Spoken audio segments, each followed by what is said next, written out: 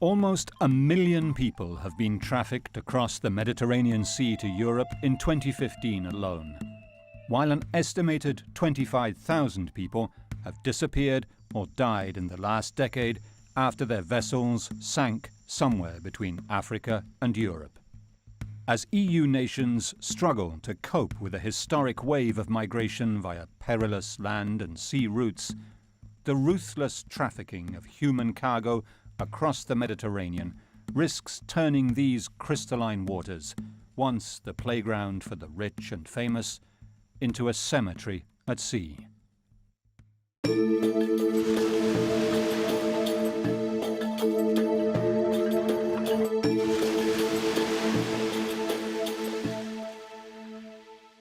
Lampedusa, the southernmost point of Europe, just 70 kilometers from the shores of Africa.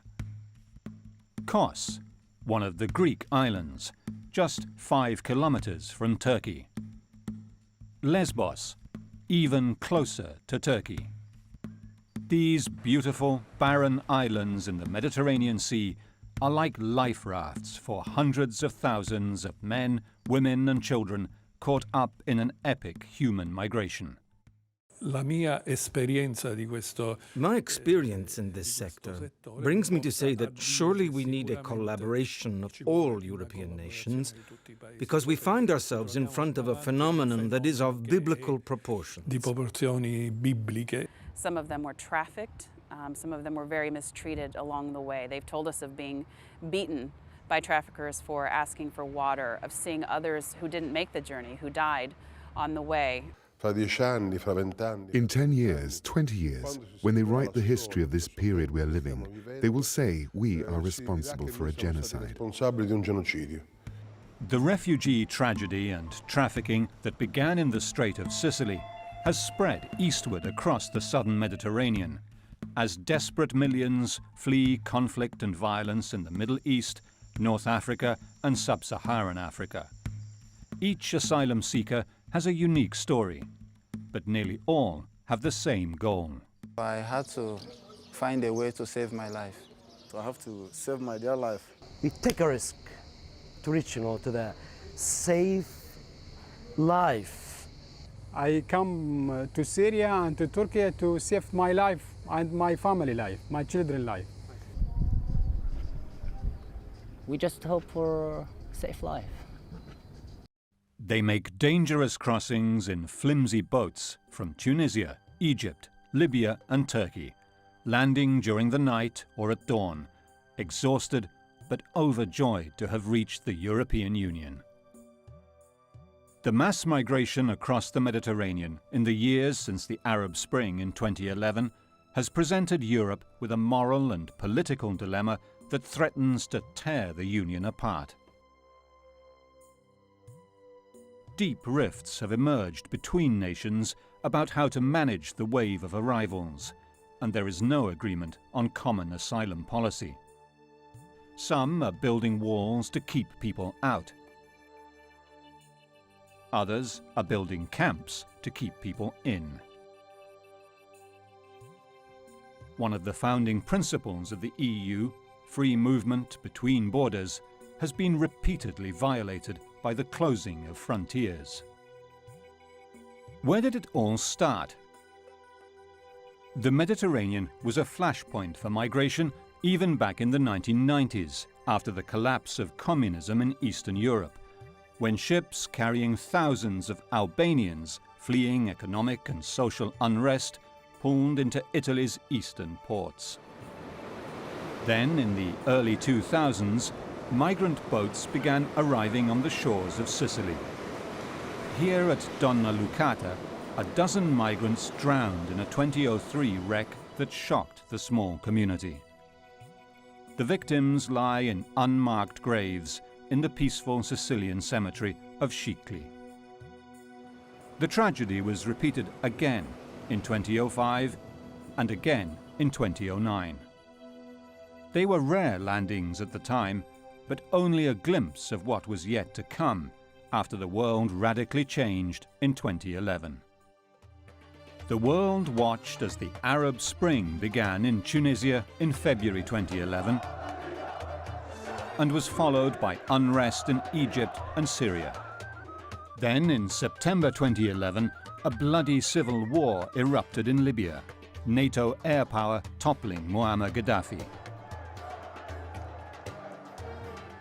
Instability across North Africa triggered a flood of landings. Lampedusa was on the front lines of an emergency that would spread across the entire Mediterranean basin.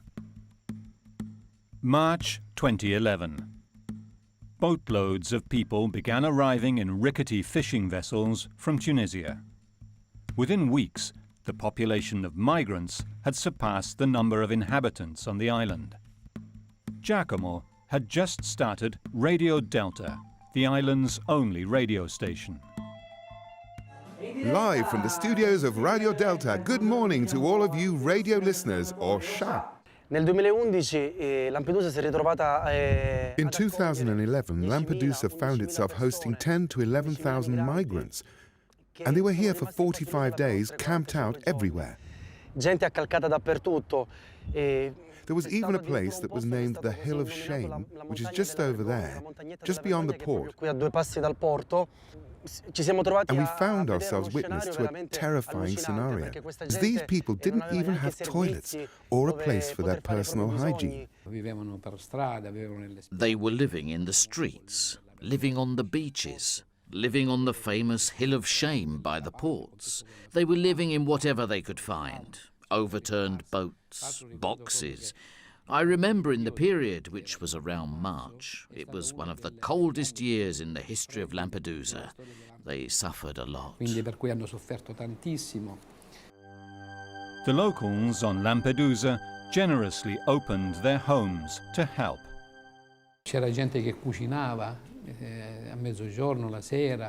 There were people cooking at midday and in the evening. The centre was overflowing, and they brought the meals to where they were living, to the beaches, to the maritime station. But they were simply too many. Sulle spiagge, all'area marina protetta, alla stazione marittima dove sono stati in parte, diciamo, ospitati, ma erano troppi. But the tiny 30 square kilometre island of Lampedusa, with its 6,000 inhabitants, simply couldn't cope.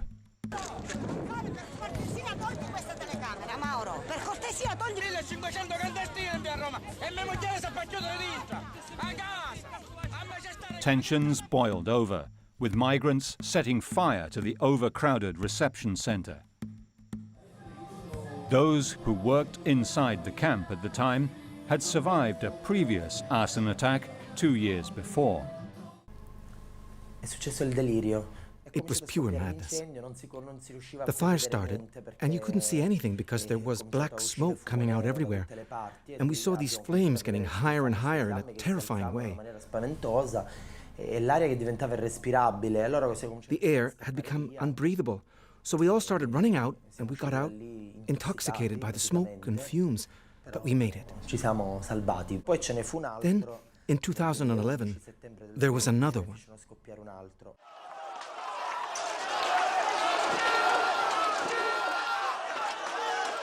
Camp conditions in Lampedusa were harsh, with months to wait in overcrowded facilities and no means of releasing the growing tensions as migrants demanded the right to move on.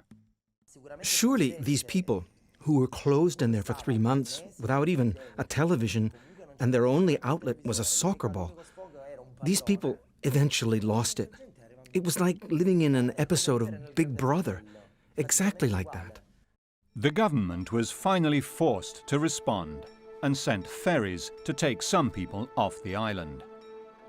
This was just a first wave of migration across the southern central Mediterranean and was to be followed by tragedies and tensions of increasing magnitude.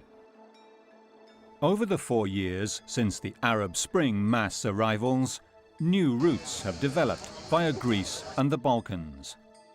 After the fatigue of hundreds of kilometers of travel, followed by the terror of a sea crossing, comes the frustration of confusing European bureaucracy. The chaos and waiting that migrants endure once they arrive in Europe created flashpoints across the Mediterranean. till now, there is no solution for Syrians. They said, we are sorry, Syrians have to wait,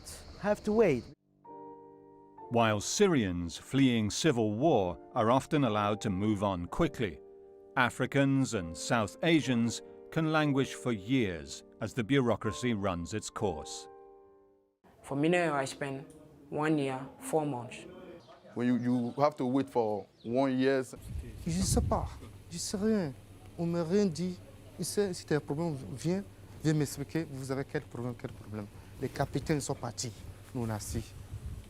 Emiliano Abramo offers support to migrants in the Sicilian reception centres through the Sant'Egidio Catholic charity.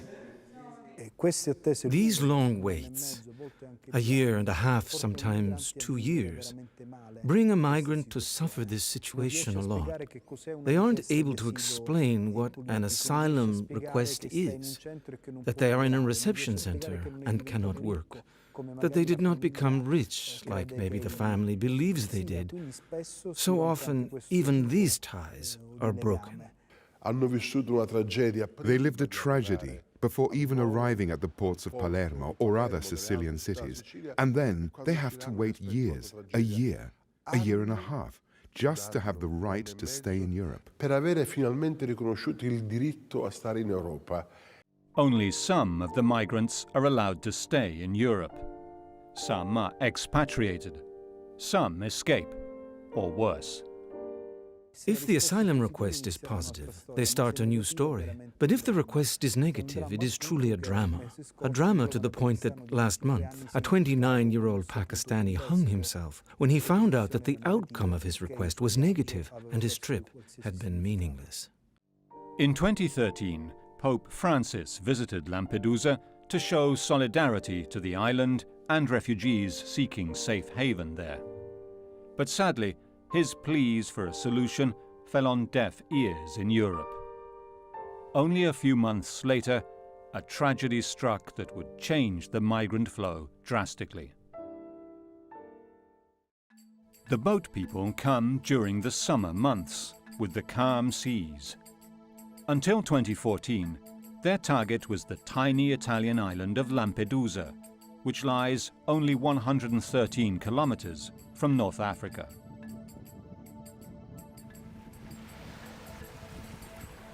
This white, sandy beach was declared the most beautiful in the world shortly before, just a few meters away, a migrant boat capsized. 366 men, women and children drowned.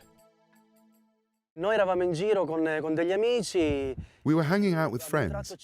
We heard about this huge mess that had happened, this huge apocalypse. So we all went down to the Rabbit Island beach, because we had heard it happened near there. There was a lot of action there, helicopters overhead and rescue boats everywhere. You can only imagine how the people were feeling. A boat of 3 Lampedusan fishermen first came to the rescue. I looked through the binoculars and see all these people in the sea. You could see only heads. When we got there, it was a tragedy. All these people in the sea, screaming, yelling help. We started picking up people who were in the sea. It was hard work, because they were greasy from the fuel oil. They slipped. Picking up a person who is dying, it's a heavy burden. La notizia si è divulgata in pochissimo tempo. The news spread very fast. The islanders were shocked, and all the people came down to the port and the beaches. It was hard. Some we helped with ropes, some we helped with ladders. There was a girl. She was 1.90 meters, very robust.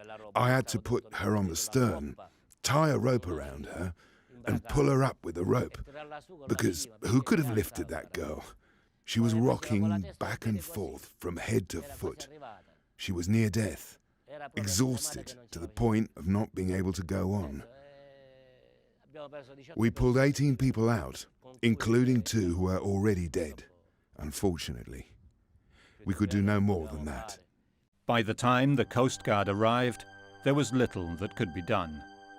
The wooden fishing vessel with 366 aboard had sunk to 20 meters under the sea, with its tragic cargo of desperation. In the days that followed, police, Coast Guard and fire brigade divers recovered the bodies.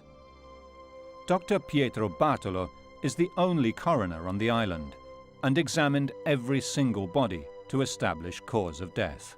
On the stern of the fishing boat, there were 4 dead bodies. Of those, 3 were for sure dead because they were in rigor mortis, and then there was this young girl who was spread out on the net on the stern, and I took her pulse and thought I felt a faint heartbeat. I listened again, and in fact I could hear a heartbeat. She was alive, so we rushed her in the ambulance and resuscitated her for more than an hour, and finally she recovered.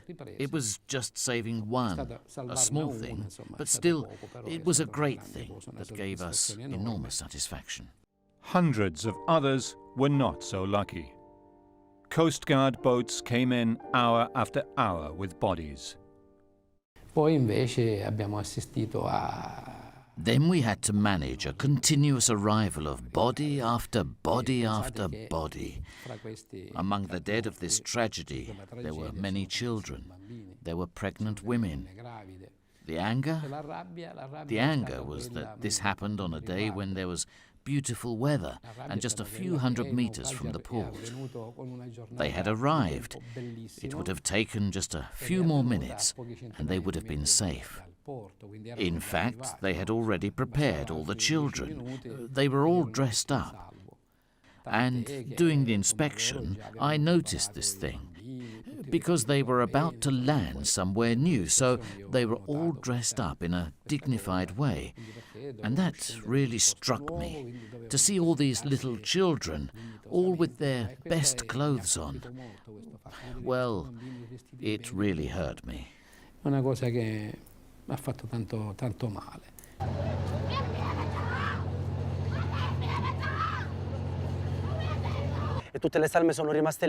All the bodies remained there until they were loaded onto the ships and taken to Agrigento, where they finally had their dignified burial.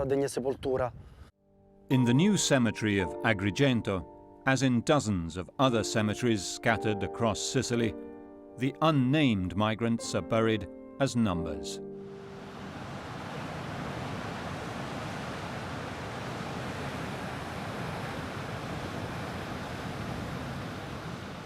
The government decided to take action. The then Prime Minister, Enrico Letta, ordered the Coast Guard and the Navy to send out patrols deep into international waters close to Libya to intercept the boats. The operation was called Mare Nostrum. It saved lives, but now the traffickers could save money on fuel, knowing that the Italian government would pay for the migrants' onward journey.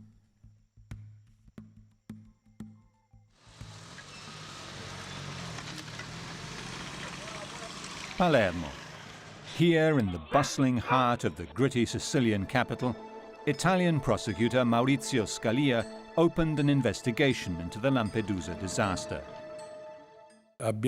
We began a series of activity with wiretaps, using telephone numbers of these subjects.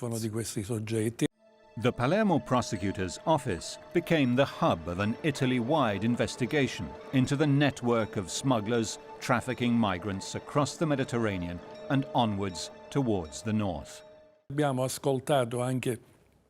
We heard live the organizer of this trip, where 366 people died, who in some way confessed during the course of a conversation with another trafficker to have organized that trip.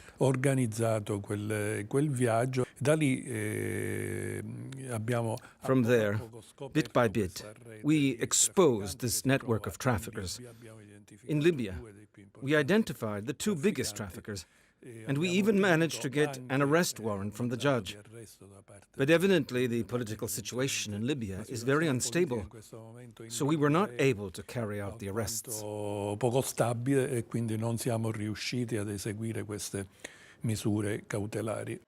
As investigators found out the hard way, exposing the network is one thing, destroying it is another.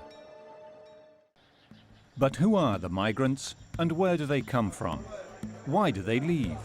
Most are fleeing violence, terrorism, religious conflict and war. Unfortunately, the rebellion there, I decided to leave Casamas because I cannot go back to Gambia. So I decided to take this journey. They are fighting in Nigeria also to ask me to do what is not under my religion because I'm a Christian. I have a problem because my father is a politician and he got himself into one mess or the other because of politics. So my family, generally, no one is at home now and my father is dead because of the same issue. La population voulait manifester, eh bien, ils ont arrêté la population de ne pas à se manifester. Et ces jours-là, ils ont commencé porte à porte, ils ont fait, il y avait des morts et plusieurs blessures. Et ils m'ont poursuivi, ils m'ont même tiré, j'ai reçu le balle. The wars in Syria, Afghanistan and Iraq have displaced millions, mostly to Lebanon and Turkey. More than 700,000 people have taken to the narrow straits that separate Turkey from Greece. They then continue up the Balkan route toward northern Europe. Go to market, you afraid. Somebody will come take the boat and you enter inside the people and bomb it and kill the people. Small girl, small boy, women, anything, men for shops. What do you do? This kill and this kill. We fled, from the war. Assad's barrels and ISIS knives, terrorists. You don't have a choice when you go to the army. You have two choices. You have to choose one of them. You don't have any third option. You have to kill or to be killed. Others are fleeing famine and abject poverty. Abdul Lahab was kidnapped from Abidjan and sent to work in the mines of Mauritania, where his civil rights were denied for one simple reason. Je suis parti, je suis venu à la police. Il dit non, parce que j'ai un problème, comme ça. Il m'a dit quoi, le policier, le commissaire, il m'a dit quoi, parce que tu es noir. From there, he moved on to Mali, Niger, Libya. The sub-Saharan migrants are trafficked from one heartless smuggler to another, all the way up through Africa, including a dangerous journey through the Sahara Desert. Almost 4 to 5 days I'm in the desert before I reach Libya. So it was really a horrible journey, without no food, without no water. What I see in the desert, I don't think I will ever saw that in my life again. Definitely. So many people died, so many people lost their life. Well, our car was robbed by the rebels in the desert, and at the end, by God's grace, I was the only one that succeeded. The rest actually was saved later and returned back to Niger.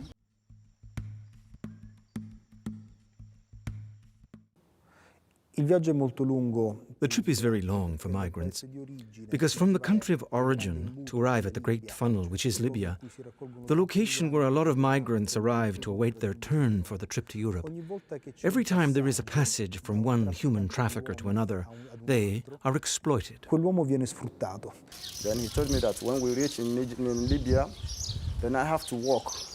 If I'm walking, I'll be walking under him until that money is completed.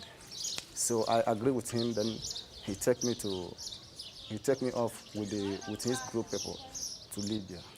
Those who survive the Sahara are often imprisoned the moment they cross into Libya.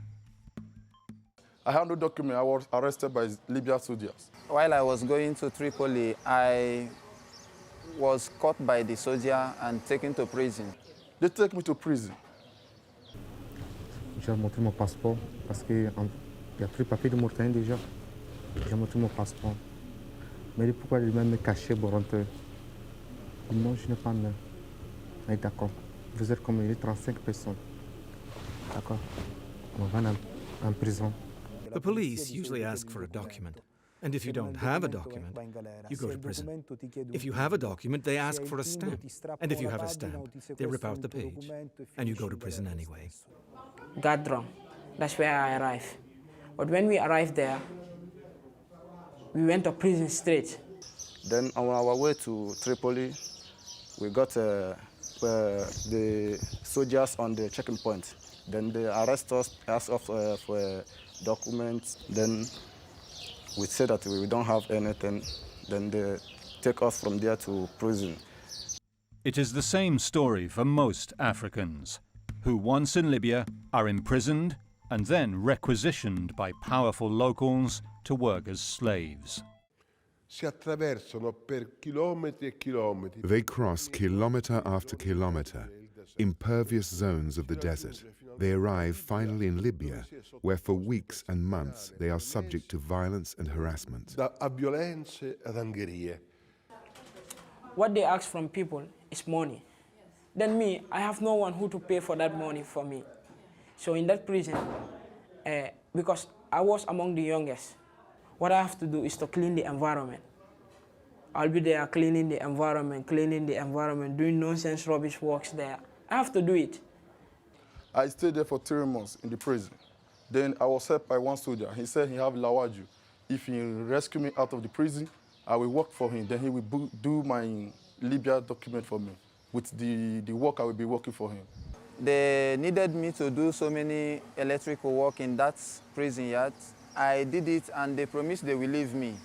And so you become a slave. Often they are penned in with fences, like cattle. On m'a pris à le mettre dans un campement. Il y a 1500 personnes dedans. 1500 personnes, on peut nous tous en demander dans la chambre, ça ne paie pas. Après, on a fait 6 mois, comme ça. You'll be in torture, harassment, no food, or even if you have to eat, it will be once per day. So it's crazy. Il y a 2 mois, on a fait en prison. Par jour, on mange un peu. Et l'eau, il y a celle dedans. On boit ça. Même, il y a les gens qui sont venus ensemble, sont malades à cause de l'eau là. Even for the lucky ones who break out or work their way out from prison, Libya is lawless. No one is safe. In Libya, everybody is carrying gun. You don't know who is soldier, you don't know who is individual man, you don't know who is civilian, you know. In Libya, they are all the same. He tried to confront them, but they are with guns. They decided to shoot him. Yes, yes. So it was like crazy. So, yes. And the brother, so unfortunately, he dies there.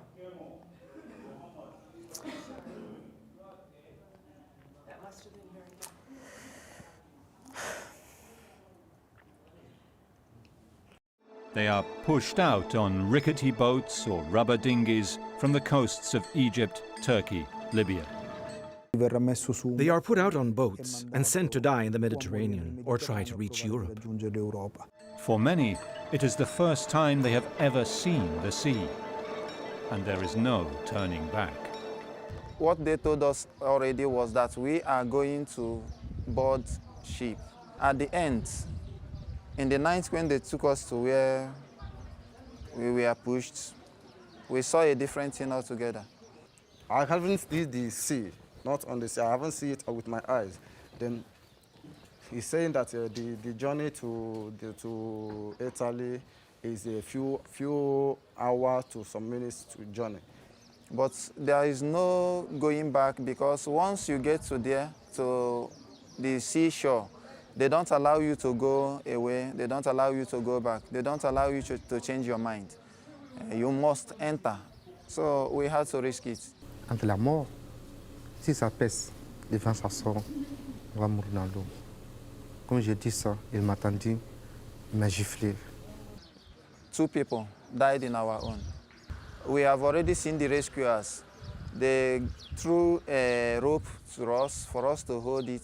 But everybody wanted to save himself at a particular time. At the same time, you know, they fell into sea and the water took them away.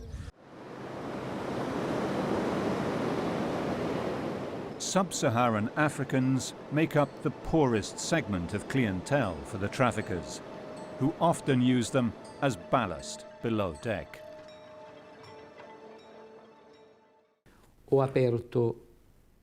I opened the hold and went down and was walking on the dead. There were 25 corpses that had been closed in the hold just as ballast. In fact, some of them were beaten with sticks, and during the inspections of the bodies I found broken bones and head wounds. So they closed them down there, and they died there in a matter of minutes.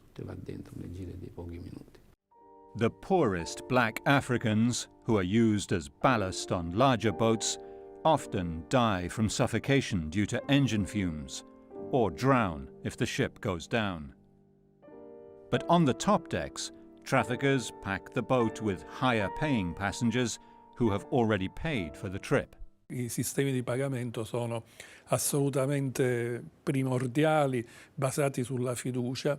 The payment systems are absolutely primordial, based on trust, known as the Havala method. And in fact, we can't get to the organization from a financial way. It is a patrimony that has a minimum risk for their investment. If there is a shipwreck, in any case, the money has already been deposited.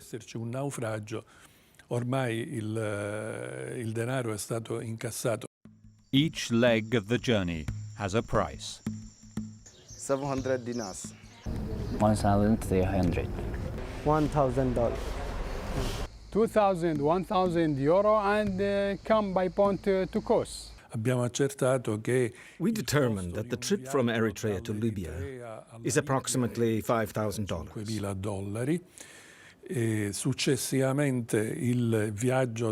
The trip from Libya to Italy is approximately 1,500 per migrant.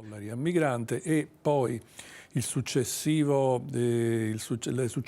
tappe and the successive steps from Sicily to the center of Italy and toward North Europe costs approximately 2,000 euros. Circa 2.000 euro. لا في هو أنا مدام وأنا بس هو في 500 دينار. This Pakistani family paid 5,000 dinars for all of them to travel to Italy in 2015. And although the boat was rickety and the waves high, travelled on top. هو مش فاهم ولا هو قال لي هذا أنا في سفينة هيك بس هو ممكن نوم ممكن هيك بس. His wife was pregnant at the time of the crossing, and their young baby was born in the Mineo camp. This former NATO Air Force base is the largest reception centre in Europe. ثلاثة بابينو هذا بابينو مدام فكر كبير أنا واجد. But they are among the lucky ones. On the 18th of April 2015, a similar boat carrying 700 people capsized when it came in sight of a tanker that tried to rescue it. Sicilian fishermen from the port town of Mazara del Vallo were in the area and were the first to arrive on the scene. There was everything there in the sea: clothing, objects, children's shoes even. But other than all the floating debris, we found nothing else. Just these 4 bodies, and that's it. Altri corpi non ne hanno trovati, hanno trovato solo questi primi 4 e poi basta. Hundreds drowned, but the boat captain was identified by the few who survived the traumatic incident after they were brought to the port of Catania. In genere sono gli stessi immigrati. In general, it is usually the migrants themselves who indicate to the police who are the ones who were the captains of the boats, who are responsible for terrible crimes in the Sea of Lampedusa. For example, they throw in the sea those who protest, who are sick, the women who yell, or the children who cry. Chi protesta perché è ammalato, le donne che gridano, I bambini che piangono. These seem like stories we hear from the concentration camps of Dachau and Auschwitz. Tensions with Libya are high, making any attempt to arrest traffickers impossible.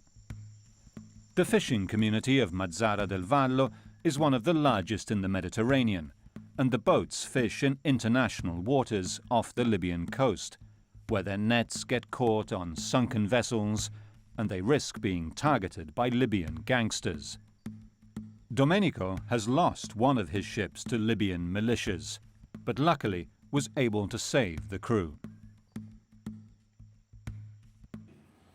A noi sono venuti con un battello, con un piccolo battello. They came with a small boat full of machine guns and hand grenades. They sequestered us and brought us to the port of Benghazi. And after a month, after various negotiations, we left from there with a boatload of money, and we had to pay these militias, because otherwise they would not let us go. Perché se no non ci facevano uscire da lì. Ultimamente c'è stato il fenomeno dell'uso della forza anche delle... Recently, there was the phenomenon of the use of arms to recover the boat. After the Coast Guard ships have rescued the migrants, they get close to the traffickers' boats, shoot against our boats, and try to recover the dinghy.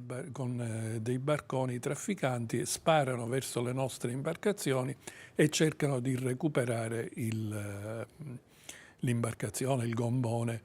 The mobilization of European fleets now patrolling the waters off Libya will make it more difficult for the traffickers, who have been making huge profits for years. But perhaps the only way to effectively disrupt this lucrative market is to offer safe and low-cost passage, a humanitarian bridge.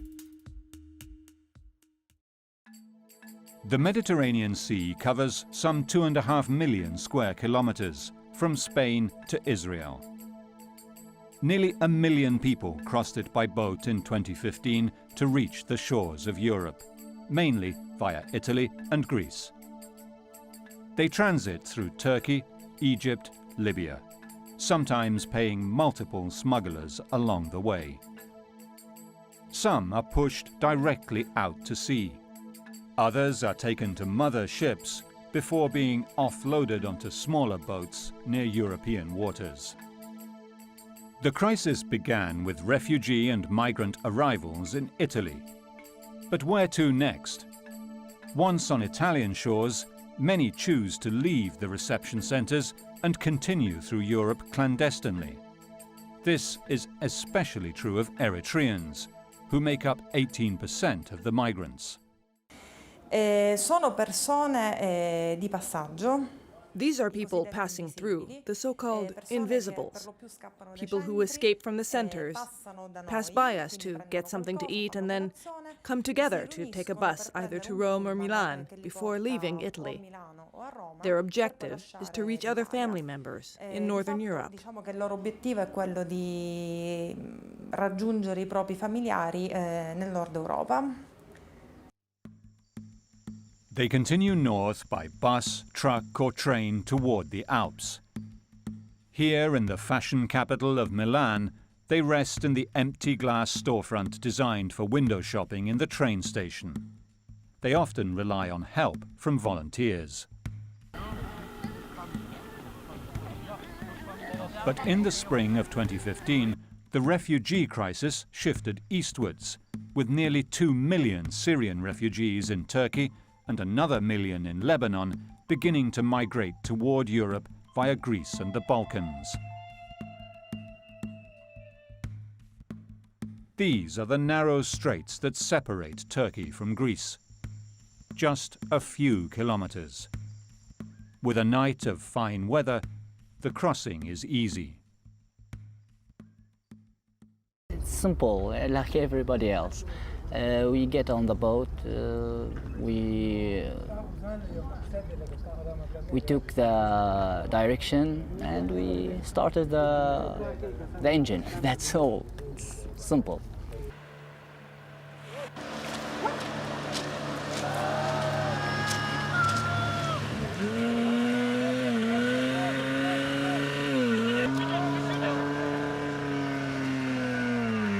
Every day, dozens of such boats land on the shores of the Greek islands close to Turkey.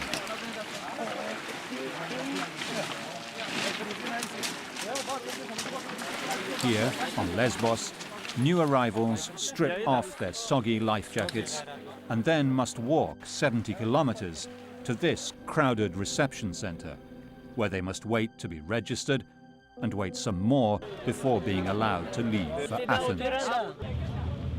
In the most crowded periods, migrants resorted to sleeping rough and sought shelter in the makeshift tent cities throughout the port. Accidents can be deadly, though, even in these benign waters. This image of a Turkish soldier carrying 2-year-old Elan Kurdi on this tourist beach near Bodrum shocked the world. Since then, dozens have drowned in these same waters. This is the remote Turkish beach on the Akiarlar Peninsula where the boats leave from. Signs of recent activity are everywhere. During the day, men climb the mountainous promontory to prepare boats for the evening's activity. When the sun goes down on Bodrum, desperate refugees make their way up the dark, thorny paths here to the takeoff point. Jamal was a Sunni, an officer in the Iraqi army who had to flee. I work in the Army Iraq, officer in the Army Iraq, and that's danger for me to stay in Iraq because the militia is kill any person he work in the army, and less time he kill him. This is the beach where Jamal's children took a small boat on the night of September the 2nd, 2015, hoping to make the trip from Bodrum to Kos in an hour. When he come to go by boat, this boat is small. Maybe for 10 person, but he brought with him 17 person in this boat. After they come, before they receive to Kos, he have accident during in the sea. Some people dead, some people swimming to another side, to Turkish side, and some people is lost. 3 people lost. My children with 2 children, he lost. We don't found anything in Turkey.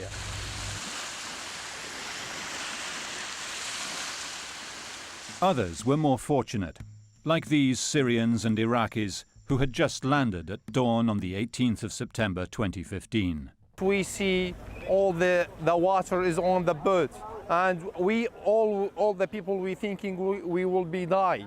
Just I want from the God to save all these people who came from Turkish. We want to be in a place safe. This is all we need. For those who do make it, the welcome on Kos is quite different from the reception they receive in Italy. This group has just been rescued by an Italian finance police vessel in the straits between Bodrum and Kos. They use their life jackets as mattresses and wash where they can. They are given no official information, but simply told to go to the Frontex office to be identified. First, you have to go to the Red Cross and take a ticket with number after a verification of your names, okay, your documents, passports or identity or something like that, okay, and after that you will take the number. Then you go to the police. You will find them on the list of the police. Although these islands are part of the European Union, the fingerprinting is not recognized by the rest of Europe, and Greece refuses to give them refugee status. In Italy as well, migrants often will do anything to avoid being fingerprinted. The fact is, the adults, as well as the minors who come to us, they are escaping from the centers. They don't want the police to take their fingerprints, because they don't want that the bureaucratic process of the asylum request is started in Italy. It is an unspoken understanding in the southern Mediterranean. Greece and Italy don't want them, and most don't want to stay in Greece or Italy. If there is opportunity, in Italy I stay. If there is no opportunity, I find my way out. I think we will go to Germany. I would like to go to Austria. Or stay in Austria or go to Finland or Sweden, any place. My children, when I lost him, he want to go to Germany to play football because he played football. International volunteers have arrived on Greek and Italian islands to try to help. One group, MOAS, even chartered their own rescue yacht and staffed it with Médecins Sans Frontières. But the sheer scale of the crisis is overwhelming. We start in the morning with breakfast. We take care of personal hygiene issues, and then do the distribution of clothes, which we collect from private citizens. Well, in the morning then we go along the coastline and give them like dry clothes, some water, some like food, because they are hungry and thirsty. And then at 11:30 we go to the police station, and most of the men are waiting there to register themselves, and we give some water and a fruit, like an apple or orange. Migrants from Africa sometimes arrive barefoot, then are checked for scabies and infectious diseases at the Italian ports where they arrived. On Kos and Lesbos, these Syrian and Iraqi families arrived well-dressed and ready to continue their voyage north. But in both Italy and Greece, new arrivals are supposed to receive authorization and their paperwork before moving on. On Kos, the names of the fortunate few who have been authorized appear on a list that is posted on this board every morning, which the refugees examine attentively, searching for their names. The queues in front of the police station are long, and tempers flare as conditions are harsh.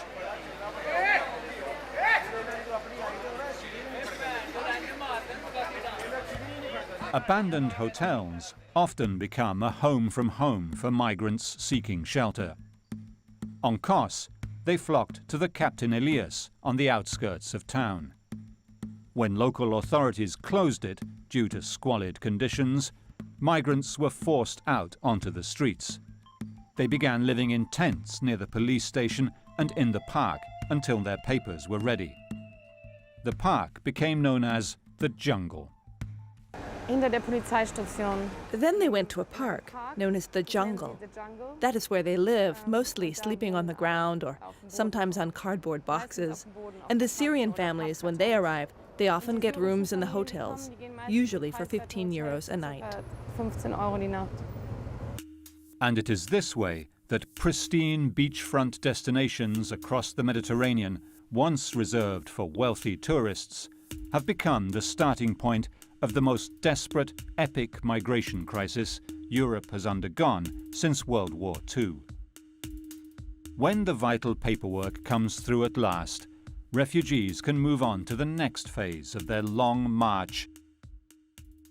About 24 hours to Macedonia, then maybe 7 to 10 hours to Serbia. Then we get the Hungarian borders, the most difficult border. And there is the problem and the hardest part of the journey. While Syrians are financially better off and can find places on the ferries that carry refugees to the continent, the drama of less fortunate migrants often leaves them vulnerable. This young man traveled on foot and by bus from Pakistan to Istanbul. 100 Pakistan. In road, sleeping. He paid $1,000 to go to Greece, but was told by smugglers he could not continue because priority was being given to Syrians. You are not coming to Akialar. Ne? You are Pakistani. Ne Pakistani yok. Pakistani money where you send yok. Now he's out of money and is stuck at the Bodrum bus station. This is his bed. Investigators say a growing concern is that smugglers' networks extend into the heartland of Europe. In genere, quando arrivano in Italia, già... In general, when they arrive in Italy, The migrants already have the cell of the trafficker who is going to take care of their trip to Central or North Italy and then into North Europe. They contact them and sometimes have them escape from the reception centers. Dai centri di accoglienza.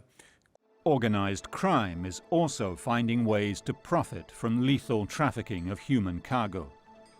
One infamous mob boss in Rome even boasted that migrants were a more lucrative trade than drugs.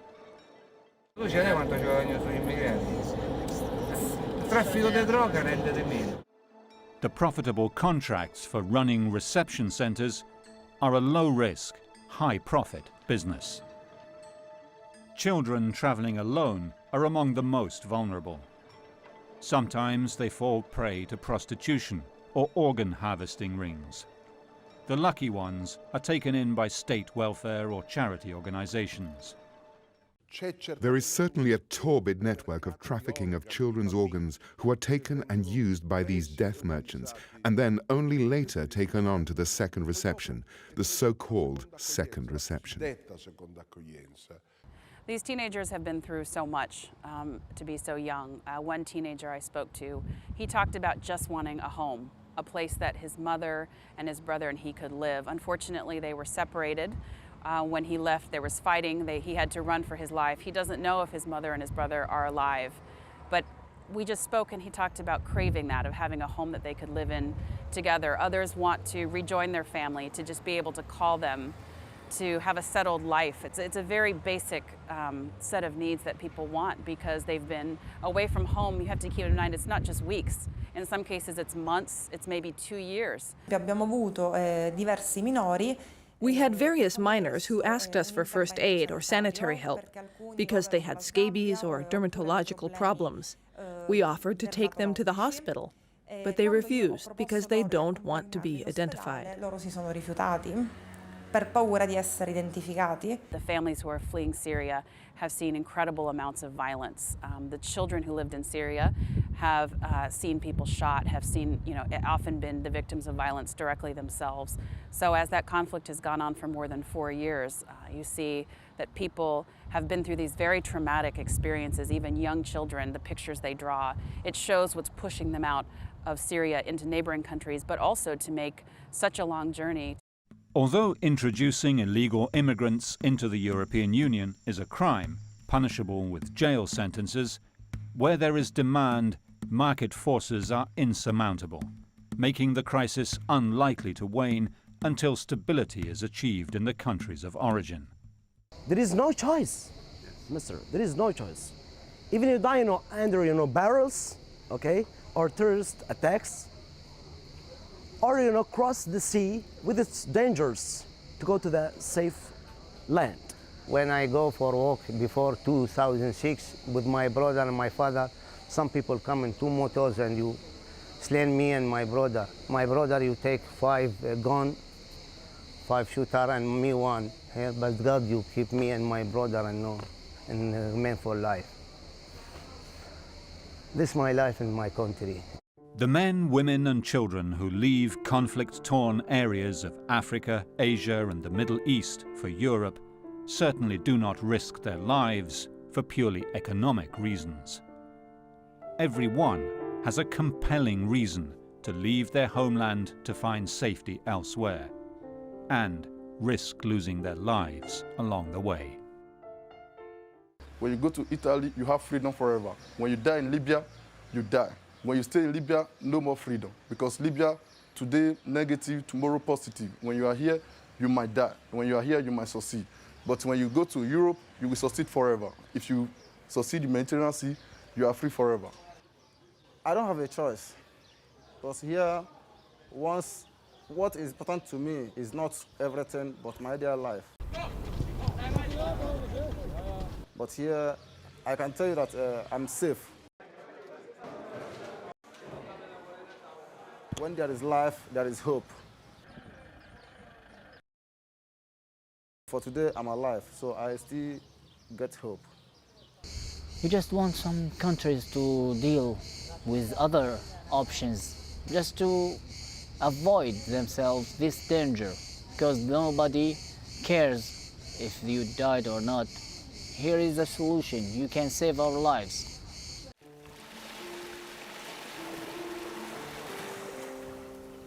Unless the international community acts soon to provide safe passage for refugees and prevent lethal trafficking of human cargo, thousands more will die, taking their hopes and dreams with them to the bottom of the Mediterranean Sea.